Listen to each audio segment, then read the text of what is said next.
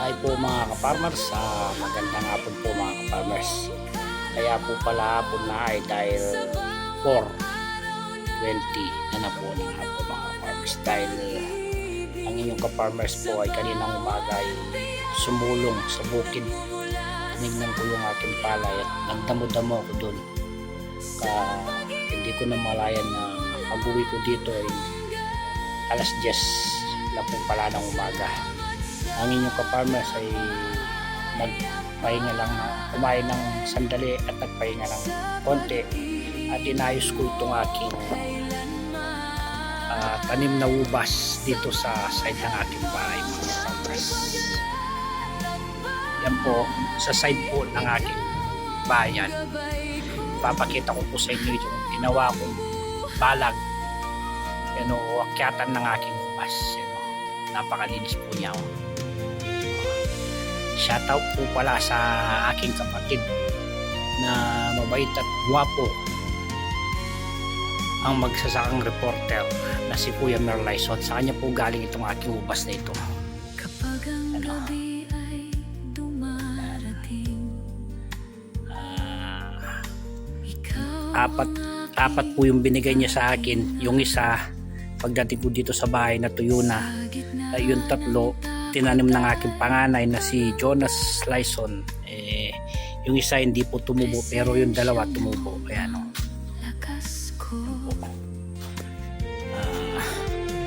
Napabayaan ko lang po kasi nung isang araw, hindi ko kagad naasikaso dahil maraming trabaho mga farmers.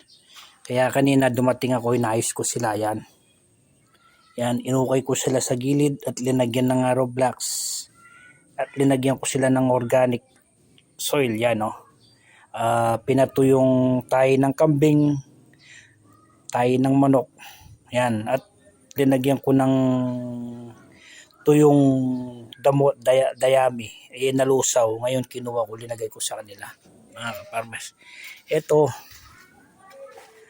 nagtanim ako ng upo rito.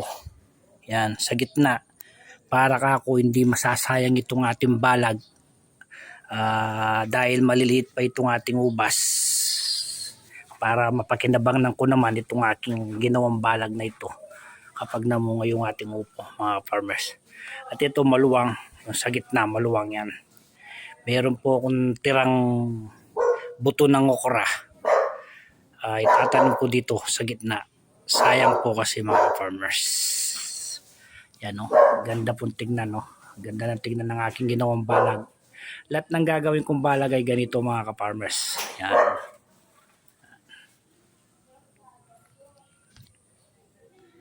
Yun lang po mga ka-farmers. Sana may matutunan kayo sa mga binabahagi ko sa inyo kahit papano mga ka-farmers.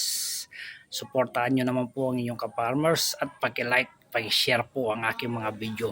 Yun lang po mga ka-farmers, ang inyong ka-farmers na nagsasabing I'm proud magsasaka. Ayusin ko po ito. Total maaga pa naman, nasa 4:25 pa lang ng hapon mga ka-farmers. Magtatanim po tayo ng okra dito para bukas. Balak ko na naman kasi pa-spray bukas yung aking palay kung sisilang yung araw, kasi tinignan ko kanina ay may madalang panguhod, para pag gusto ko kasi pag nagli yung aking palay matanggal lahat ng mga sumisira doon sa palay ko. Yun lang mga farmers. Salamat po farmers.